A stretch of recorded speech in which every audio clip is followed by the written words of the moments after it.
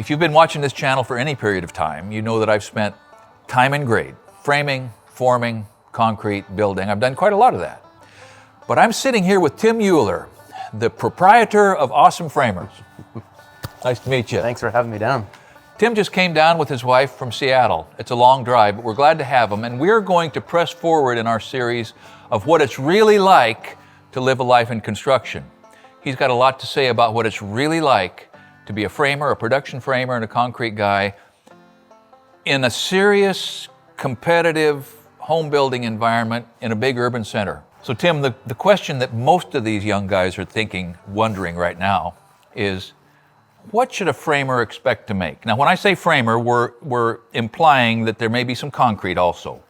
But a builder, framer, top of the totem pole, bottom of the totem pole, what's the range in the Seattle area? And I'll see how it compares to the Roseburg area. Yeah, that's a good question. It changed so much post-pandemic because labor got so scarce that all of a sudden you're paying people what it took me 25 years to get to, and you're almost starting them there. So I would say we'd probably start somebody, or it'd be average. You could probably start at 25 to 30 an hour, kind of depending, and then anywhere from like 40 to 55 an hour. Wow. As you've got some experience. Okay. We're talking like nurse wages that you might have had to go to school for and take tests. Yeah. And you no can basically, as a 22-year-old, be making that kind of money. No kidding. So that's so interesting. It's probably 70% of that here. But this part of Oregon is not Seattle. It's not even Portland, right? So you've got to understand that. It depends on where you live, but he's absolutely right. Post-pandemic trade gap, I mean, Mike Rowe talks about that a lot, is real, isn't it? Yeah.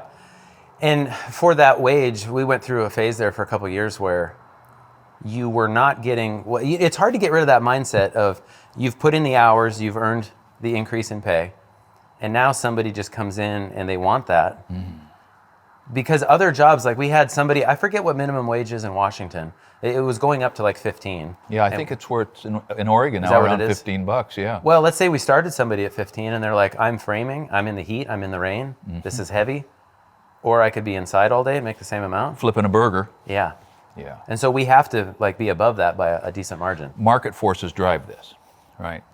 So just a little bit of research with where you're at is going to give you an idea of whether you are, so let's say that there are places, rural places where the economy's not thriving, where it would be closer to what it was here or there 15 years ago. But there are places that are probably higher than Seattle. I mean, New York City, it's probably going to be plus 20%, 25%. Yeah, we've seen guys online that claim like they're starting at 40 or 50 bucks an hour, and it's like, do I need to move? Yeah. But then they find out what they have to pay for a gallon of gas and a gallon of milk and the rent. And the commute. And the commute. Yeah. So it's all kind of apples to apples when it shakes down. Great. Okay, so Tim, a couple of questions, and fold these together or split them apart however you want. We're interested in your journey, okay, what it is sort of in 5-year increments, you know, kind of what the work has been and what your journey in the trades. And then once you kind of get through that, I'm going to ask you the question that I always asked people when I was hiring them in Las Vegas. What do you like to do? If you had a magic wand and you had one job that you were going to do for 6 or 8 months or a year, what would it be? So first, talk to us about your journey in building. I feel like I was just born into this. My dad moved out from North Dakota after Vietnam, worked for a production builder, but his background was in accounting in college. And he was in the finance corps in the Army. But nobody was hiring, right? This is like 1973. So the local production builder was hiring, and so he went to work for Charlie. And he learned building and just fell in love with it. My dad, so one of those things, I'm so thankful for this. Since he grew up on a farm, he was the second oldest of 8. Is growing up, I did not realize what a gift it was that he loves to work. Bingo! I didn't get that, right? Because Bingo. Work's not that fun. You just want to go and play with your friends and, you know, play baseball or do whatever. And getting older, the satisfaction that comes from accomplishing something and just working is, and my mom too. So he decided to go out on his own because he could see that Charlie was eventually going to go bankrupt. He just kept buying capital equipment, but you got to be able to pay those payments, right? Sure. And so Charlie finally just said, if you disagree with me that much, you can go out on your own. And they parted as friends. They were friends until Charlie passed. So he did, but then interest rates shot up in the late 70s, right? So his first spec house interest rates were like 18%. Pause, comma. So I hear people complaining about, I've got to pay 5%, 5.5% on a home mortgage. Who can do that? So your dad lived through the same period of time that I did, where 17, 18, 19% on a mortgage. It's wild. It's wild. And like historically, to see 7%, we could see that demand would go up, right? Yeah. Yeah, a whole different time, but he just worked through it. So he always did the framing in-house, the concrete, and he would hire people who knew how to do that stuff. So a lot of employees that we've had over the years, they would be with us for 1 or 2 decades before circumstances changed. Okay, so that speaks to 2 things.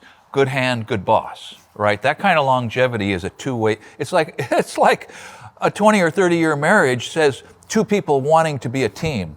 A 20 or 30-year relationship with an employee said 2 different perspectives that are working together. That's beautiful. Yeah, and same with our subcontractors. They were at my brother's, my sister, and my wedding. Wow. They're friends, right? Now their kids are working with us. Wow. It's really is. That's why I'm very fortunate, right? So from the time I was a little kid, I would drive with Dad to the job sites. He had one of those first cell phone bricks. Yeah, big So ones. he would drop me off to school, and I would shift with my left hand while he was on the phone. And so that was just it. Like, we have pictures where I'm just pounding blocks together if there's any scrap. I always say summer of 1989, we had like a short plat development going. And so every day foundations are being poured, walls are being built. And so as the guys were spread out, I can still remember his old Frank Epperly. He was just laying out 2x4 walls, and I got to sit there and just hand drive. He probably had to rebuild the whole thing, right? But I just got to be there all day, right around in the back of trucks, go and do the cleanup. So for me... Just a second.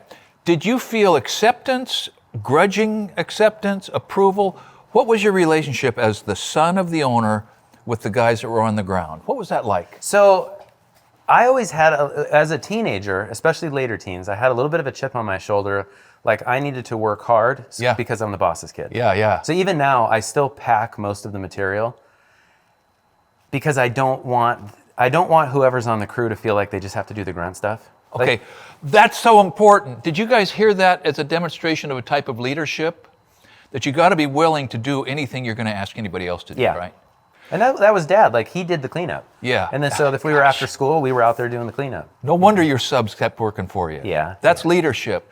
Now, there's another thing. There's a positive benefit to that I found, that when you're foreman or running jobs, if you spend most of the time laboring to support the labor, then you're getting to all the corners of the job, and you're seeing what's going on while you're stalking those guys, and their mistakes can't run out too far in front of you, right? Yeah. I never really thought about it that way. Yeah. It really is a good way to keep tabs on everything. It is, yeah. Yeah. So, to answer your question, as a young kid, it was acceptance. Okay. I think there's something about inviting people onto a construction project. Yeah. Even the neighbor kids. Yeah. We don't do that so much now, but if we're pouring concrete and the neighbors want to watch, it's like, they'll set up lawn chairs sometimes. Yeah. There's just something about construction.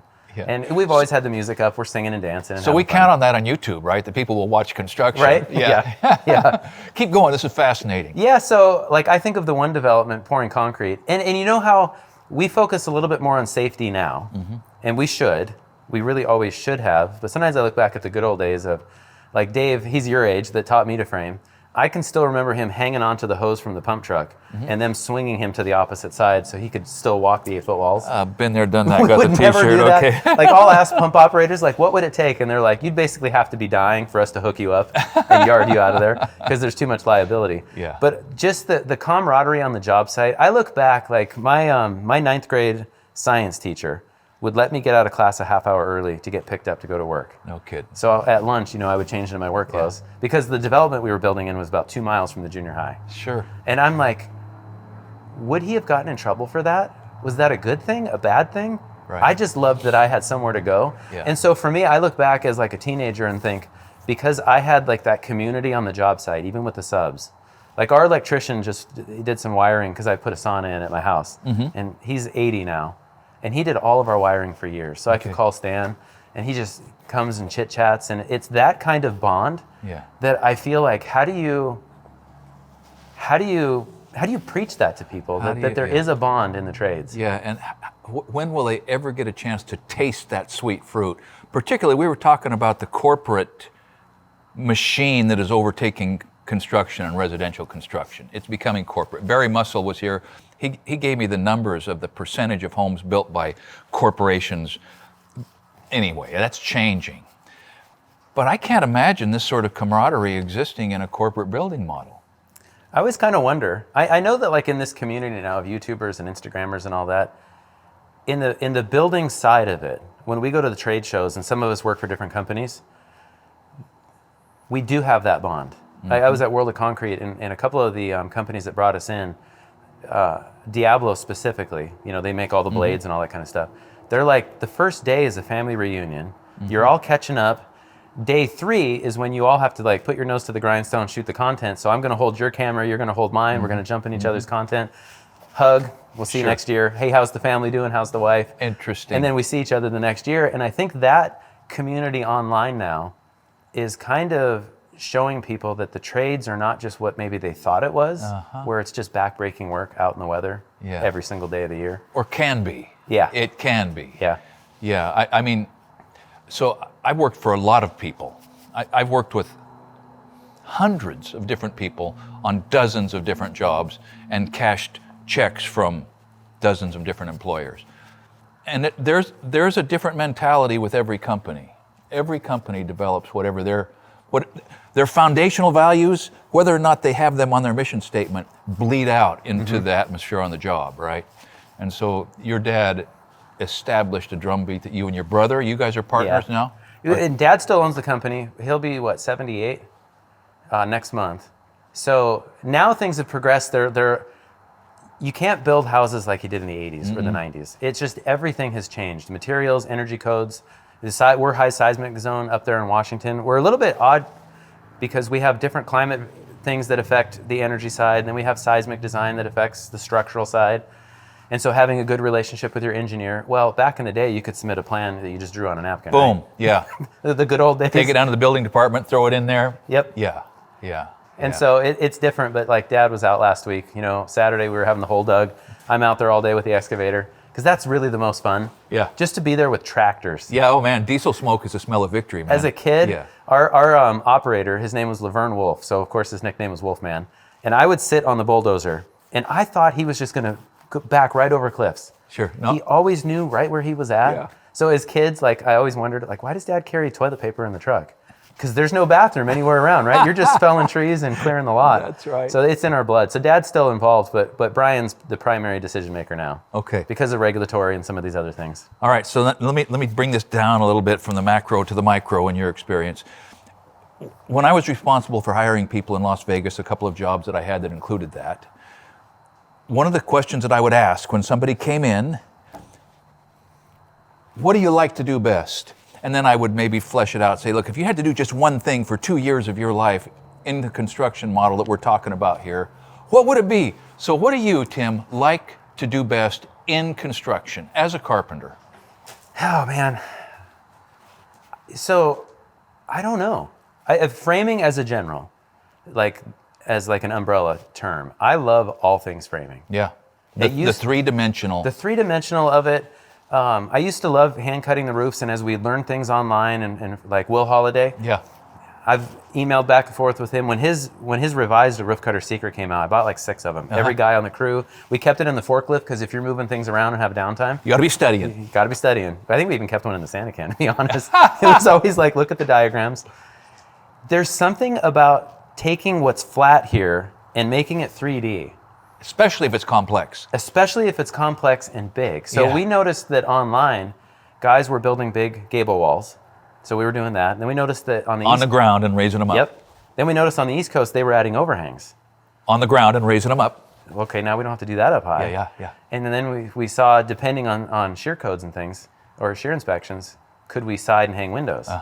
And so I've got footage on YouTube of 44-foot, 25-foot tall wall, windows.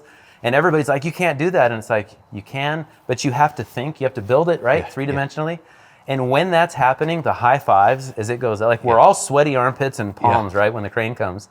And then when it's done and you kind of have that adrenaline jitters, we did it. And so as young guys in our 20s, trying things that we would see other framers do. So it's like, it's possible they're doing it. If they can do it, we can do it. Then we can do it too. And then as people would be like, hey, you've done that, how come you didn't add this? Because we had tunnel vision. Okay, let's add that to it. So I think framing and just taking the house, breaking it apart, like now the way that we're framing is we're balloon framing almost everything because we can build it on the ground so much safer. And then either with our forklift or a crane, get those walls up. And there's a lot of structural advantages to it, but the primary advantage is just a little faster and it's safer. Yeah. And I think even for the guys, once we get out of the crawl space and we're on a flat floor, everything after that is just pure fun. There is an element of pleasure in doing that. So it's a great answer. And I want to back up a little bit to the topic of Will Holiday, okay? And Will, if you're watching this, I want you to soak up the fact that this guy who now is doing it in a big way has been instructed by your books, right? Fair enough. And his video. So Will was at JLC Live East Coast in the early 90s, and I bought the VHS where he was showing how to gain cut. Yeah. He ends that video telling a joke. Yeah. I wonder if he remembers what that joke was. I bet he does. So I've recently read his books, and we're going to do a review on From the Top Plates Up. It is the most comprehensive and I think realistic description of what it's like to live your life as a production framer. It's comprehensive, every detail, and it's not a Pollyanna account. I mean, the pain and the grit and the loss and the accomplishment is all in there. So thanks, Will. One thing about that book, too, that I appreciate seeing that through Will's eyes is you can kind of sense like the love he had for some of those guys he worked with. Yes. Because it's a bond that you have with people that you spend. So we used to have arguments on the job site sometimes, and then you have to figure it out. And I remember one guy, Jason, and I were just like, you realize we spend about as much time as we do with our wives. Yeah. So this is like a real relationship. It's not just the work, it's the relationship side too. Yeah. All right, Tim, so the next question is just kind of a segue off the last one that you answered, where your favorite job is framing. Coming up off the deck, you're out of the dirt, you're out of the concrete, you're out of the mud in Seattle. Yep. Mud's no fun, okay, and you're up in the air. All right, so what is a typical day as a framer like for you and for your guys? Is there a typical day? What's it like? There used to be typical days, and the typical day for us was just usually figuring out, it's all order of operations, right? So once we're on the floor, it's going to be walls, which biggest walls typically go up first because they take up the most amount of room. And just a second, let's flesh that out. What he just said is you build the floors on the wall. The floor becomes a template for what you're building. And so you build the biggest items first because they take the biggest percentage of the available space. Once they're up on their edge, they're taking no room. And so you can work backwards from there. Yeah. Sorry. Anyhow, go ahead. Yep. So when I was younger and we had like maybe a 4-person crew, which was always kind of my favorite, especially with a forklift or two, because you need somebody to pull off and be an operator. I would do the layout. We would break things as assembly line as we could. So like on the main level, one person would be responsible for nailing king stud and trimmers together. Wains go together, he opposes the crowns, nail them a certain way, make a stack. We'd make a cut list. Somebody else might be cutting headers. If I'm detailing plates, then somebody might just be moving materials. But everybody knew where they could like overlap and jump ahead. And then my mindset was nobody should just be the laborer. I don't like that. And there's a balance because somebody needs to get in the muscle memory. They need the repetition. So we would trade off. If I was framing walls today and somebody else is doing layout, we would switch. Or if you were cutting and nailing parts together, then tomorrow you're framing. And because we tried to just cross-train as much as possible. I just didn't want anybody walking away with a busted up back or just repetitive stress injury. Smart. So it would be kind of as we're rolling out, let's get the game plan. And it was very democratic. What do you want to do today? Some days I just don't want to be the cut guy. I don't know what it is. I just want to install. And other days it's the opposite. Like this is the last thing I want to do is bend over and frame. I kind of want to lay out today. And so, and a big thing was too, is the mindset of you have to train your replacement. Yeah. So the guys have to be able to just learn and make mistakes, and that's okay. We would make the joke because my mom would always want a window where the plans didn't show one. Oh, yeah. And we're fully sheeting our walls for earthquakes. And these are spec houses, so your mom has a voice in this. Yes, she does. More than my dad would probably prefer sometimes, right? And so we got so good at changing out windows and already framed walls that we would call ourselves the fastest new construction remodelers in the West. And we got really fast. We're like, she's going to want a window there. And so we just got good at that kind of stuff. Out come the Sawzalls. We could do surgery with Sawzalls. We got so good at them. Yeah. So anyway, that was just kind of if I can't be there for some reason, the work has to keep going. That's right. And if you don't share with the guys and teach them and let them make mistakes, or let them stand there scratching their head trying to figure it out, and not constantly telling them, well, you got to go faster.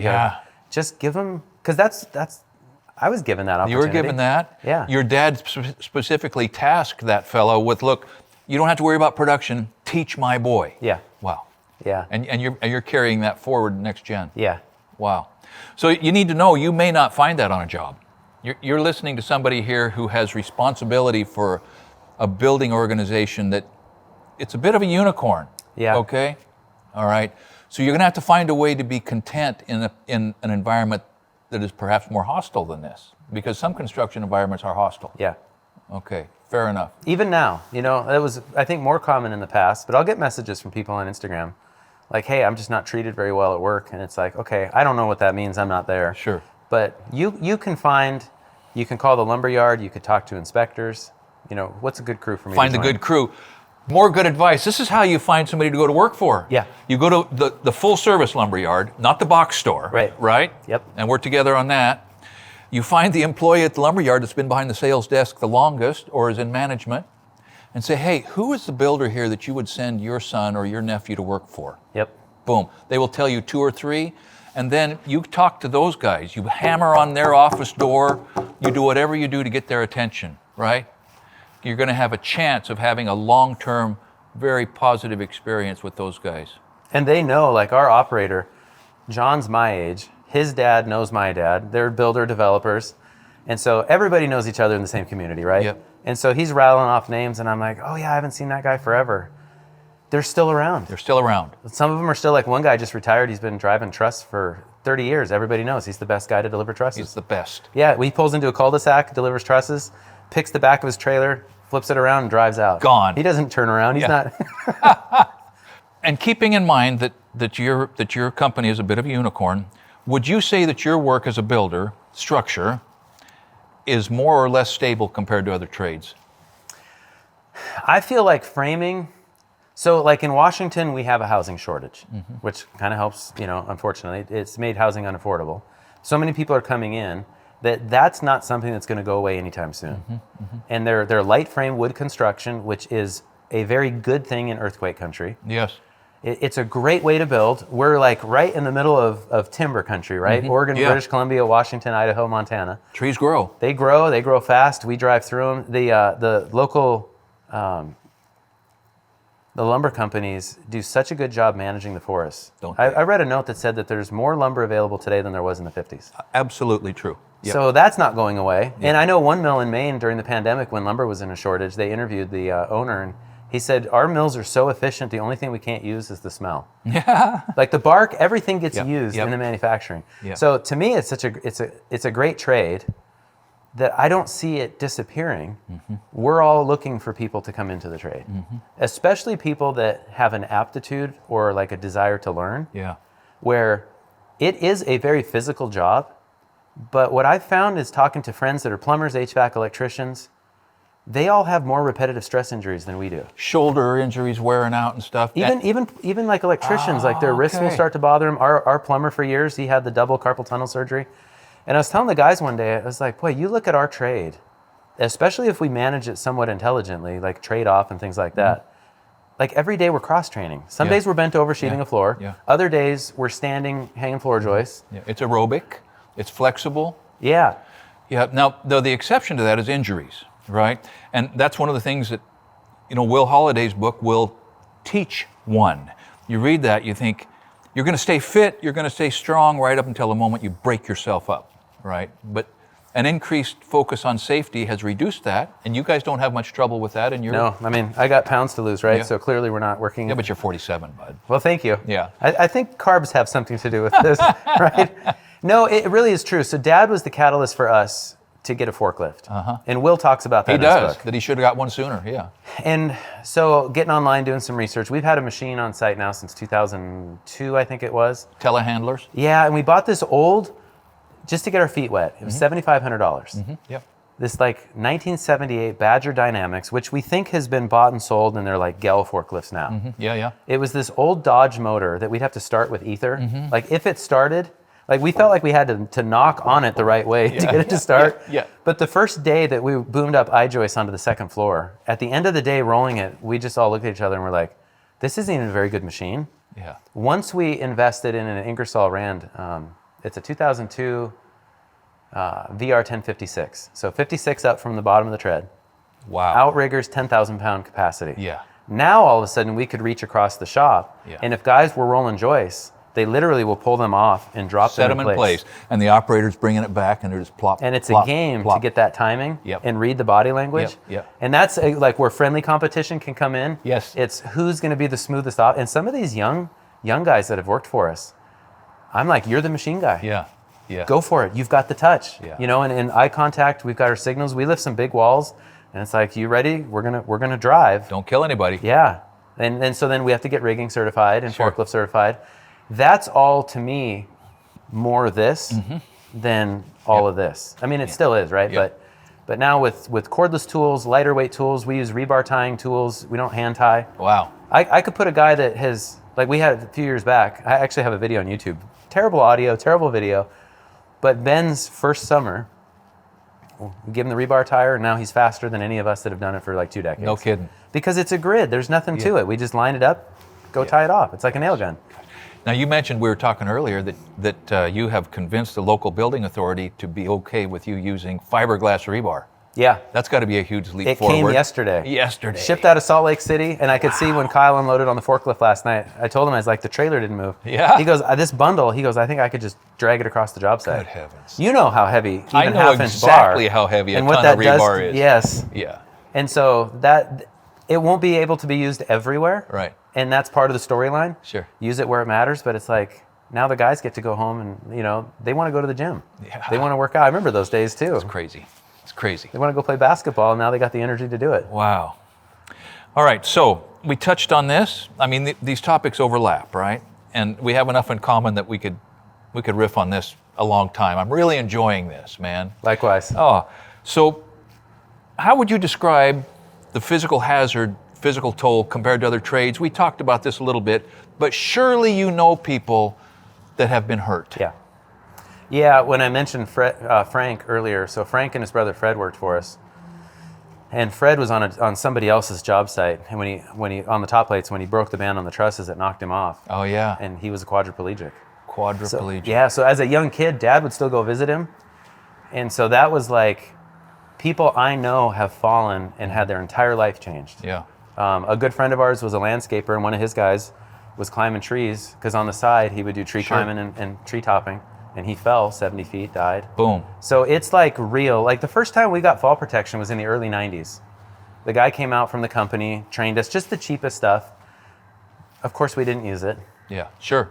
But fast forward, we use it now. Have you ever seen anybody hit the end of the rope and dangle and have to let them down? No.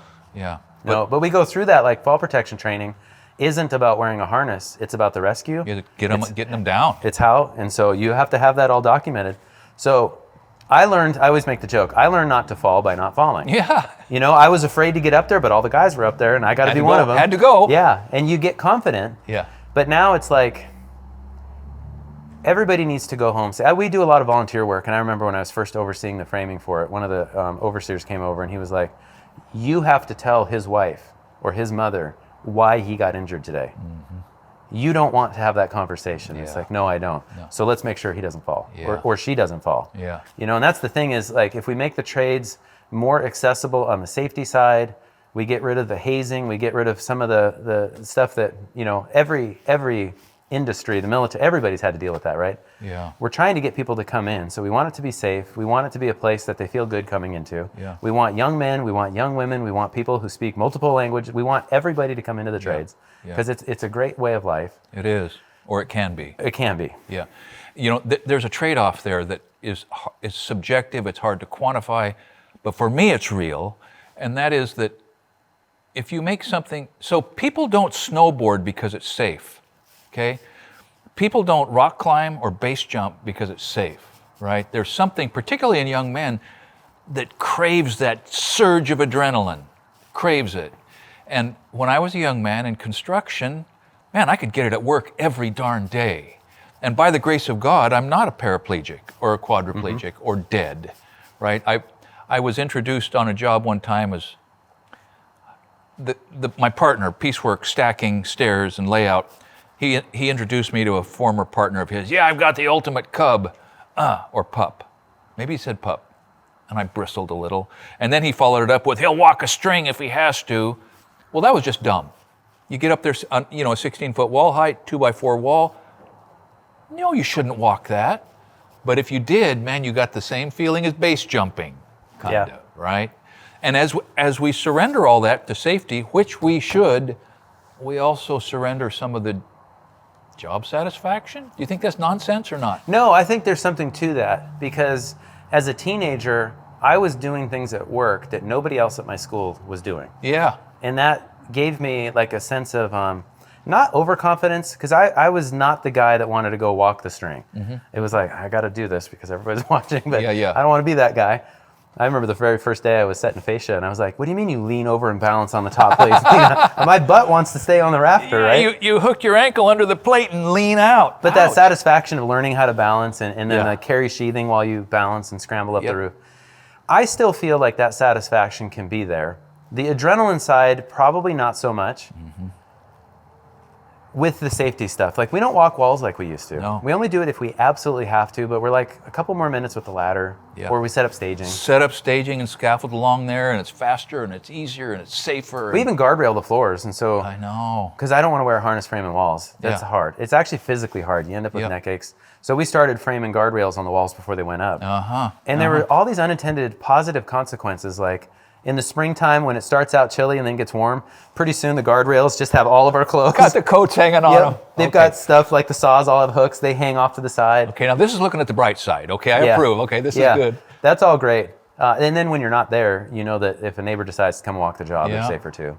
I think of all those years, just 3 stories up, laying out walls right on the edge. Never even thought about it. But it's still, the safety side, it can get a little overdone. There's definitely a need for reasonableness, because we've had some safety people that, frankly, they're just fanatical. They're fanatic. But then we have others that they've been in the trades long enough. They're like, you can't remove all the danger. You still have to use this, whether you're tied off. And there still is the, like, I look at iron workers. If you really want the athletic ability, then go into iron working. Good Lord. No thanks. It's serious. It's serious. You know, the reactionary side of Scott Wadsworth says, well, if you want to make it really safe, people should never get into their truck and drive to work. I mean, you should stay home. You should sit in front of that television with your Game Boy, and you should just play those video games all day, and probably you're not going to get hurt, right? Well, that's nonsense, but it's one side of the continuum. It's all risk management. It's risk management. Yeah, it's because it's true. Like, we're at our biggest risk getting to and from work. No kidding. Like, we were on a project, and they borrowed this from the commercial guys. I think it was Skanska Construction. You got out of the truck in the morning, you did 15 minutes of warm-up. And at first, people are like, what? Well, you got somebody that drives an hour to work, gets out of their truck and goes to work. You just, like, even getting out of an excavator, you got to be careful getting off. That's the most dangerous thing, is because you've been sitting for long enough if you're stiff. Right. And the tracks are slick, and So they warm them up, and they found that when they documented the statistics, injuries went way down. Wow. So... Interesting. It's a new world. It's a new world. Okay, so I've enjoyed this so much, I think a lot of time has gone by and I've been oblivious, but I got 3 questions. Okay. Make sure I get this right. What types of people, what personality types succeed as framers, builders, and what personality types fail? And the corollary to that is, who ends up loving it and who ends up hating it? Ooh, that is a good question. You know, I feel like online, at the old JLC forums, there was a mentality of the guys that shared. So the reason why I focus on the education so much is because of all the people that taught me. They were not hoarding knowledge. They were just putting it out there. And I think it was for a love of the trade. Sure. And so that I feel like I have to pay forward anything we learn, especially we shouldn't do things this way. You know, put that out there so people don't make the same mistake. And now with like an Instagram community and YouTube community of framers, I feel like the same quality that made them excel framing on site has pushed them online to share. And I don't know what that is as much as just like a love for the trade. Like, I get to build something that multiple families will live in. Like, we'll drive around Eastern Washington, see these old farms. And I try to think, how many generations of families? What were the historical events that happened, you know, when the kids were teenagers, or like my uncle, he took over farming. I get to build something that people will create memories in. And then a big part of it now for me, and I think a lot of people online, is things have changed where it's not just the structural stuff, the framing. We have to deal with structural engineering. We have the energy codes to deal with. So I guess it's those that enjoy problem solving. Okay. And not just solving the problem, but like, because anybody can do like through trial and error, get the work done. We've seen that for centuries. Yeah. We can kind of, like one guy from Michigan, he's like, I can booger it together. Sure. I can eyeball the cut, and he got so good he didn't need a square. Sure. But to be able to like pre-plan that, keep it moving efficiently, everybody goes home safe, everybody gets their job done, and nobody just wants to like kill each other at the end. Right? Yeah. You feel that satisfaction? Yeah. I think it's the mindset where people just, I don't know how to describe that. So how about this? If you're not a learner, if you don't come with the love of learning, you're not going to make it at a significant level in construction. Because love of learning implies love and ability to teach and continue to grow. Yeah. So I've noticed something, maybe the single biggest rate limiting factor in a human being for their ability to reach their potential is whether or not they're in the habit of saying, I know. I know. I know. The people I've seen come onto the job whose automatic response is, I know, are gone. Yeah. Or at least they never learn anything. I've called people on that. Like, you do? Yes, you do. Show me. Yeah, show me. Well, yeah. Okay, so now we've wasted this time. Okay, I don't want to ever hear you say that again. Yeah. You know? And so that teachable component and interest and curiosity. Yeah, I think that's exactly it. It's like, and so if you're a learner, you don't really care who you're learning from. There you go. You want to soak it in. Soak it in. Learning curve vertical all the time. Yeah. Okay. Last question, and then I'm going to have you tell us how we can get hooked up to what you're doing online, because you've got a teaching forum going there, and the online aspect makes it free. And so if you're interested in any of this, you probably already know that you can learn everything you need to know online. YouTube, Instagram. There are people like this guy who are compelled to teach. Have there been moments when you wanted to throw in the towel? Have you ever been close to throwing in the towel? Yeah, only once. And it was 3 years ago, the guy that had worked with me since 2005. I thought we were just going to frame together till the wheels fell off. We could sit there and sing and talk and never have to talk about what we were doing. Mm-hmm. And there's videos where when I'm doing the voiceover, I'm like, oh, did you notice that Kyle caught that I was reading the numbers backwards? Because he looked and he was like, he didn't say anything. Yeah. He just reversed it because he knew. I love that. And so when he left, it was like, because he was starting a family and he wanted to start doing some other things. Framing is, can be difficult. It's a young man's game. Yeah, and I totally understood where he's coming from. But we had such a good thing going that it was like, now I'm too old, I don't want to teach somebody. So you talk about teaching. And it's been a little bit tougher. But like now we're back to, we've got a young guy that's really picking things up. He's got a good sense of humor. The other guy that's working with me just doesn't really care. He just loves framing and wants to do everything. And now we're kind of back to that. We're not as experienced as a crew as maybe we were 5 years ago, but we're having as much fun as we did 5 years ago. There you go. And that's made it worth it. But there was a time where I was like, oh no, I think I'm too old for this. But that was my own. Yeah. That's my own mentality. That was a problem in here at the time. I needed to adjust to a new normal. And frankly, everybody since like the pandemic, dealing with suppliers, supply chain issues, scheduling. We used to be able to call. I could get an AM inspection tomorrow and PM concrete. Yeah. And now I have to schedule for next Friday. Yeah. Just to get 8 a.m. mud. Yeah, it's that's different now. We used to be able. We used to call inspectors. That's one thing that's changed is now I can text inspectors. Yeah. Get answers. So that's good. All right, Tim. So tell us how we can kind of get in touch with what you're doing online. What is your footprint? Where would it be that we could make contact with what you got going on? So Instagram, YouTube, TikTok, it's at Awesome Framers, which started as a joke. It is not self-proclaimed, we are awesome framers. It literally started as a joke. We'd only post basically our mistakes or just goofing around. Sure. And now it's morphed into this thing and it's like, I'm always a little embarrassed of the name. You're stuck with it, man. I'm stuck with it. Yeah, I'm stuck with Essential Craftsman. What a brag that is. It was never intended to be a brag. No, and if you watch the content, you figure out pretty quickly, we don't take ourselves seriously. Yeah. So that's where they get in contact with Yeah. you at Awesome Framers? Yeah, and then I've written for the Journal of Light Construction since 2003. Okay. Found on the forums, asking questions and answering questions, and an editor reached out. Wow. And that to me is a magazine everybody should subscribe to because it is written by people who are in the trades every day. Yeah. It just has kind of and there's a density to it. It's not just like a light read sometimes. They're technical. Yeah. It's a fantastic publication. Yeah, that's why they connected with Will Holiday, right? Yep. Well, I hope this has been useful. I hope that if you are one of these people that's considering whether or not the trades are the place for you to spend some worthwhile time and do some worthwhile things, I hope that this has helped you with those choices. I appreciate very much this young man, and he still is young. 47 is still young. Yep. Okay. I hope that his trip down here has been worthwhile for him. I know it's been a gift and a blessing to me, and I hope that, as always, the time you have spent here today is going to be something that will be useful to you. Thanks for watching Essential Craftsman, and keep up the good work.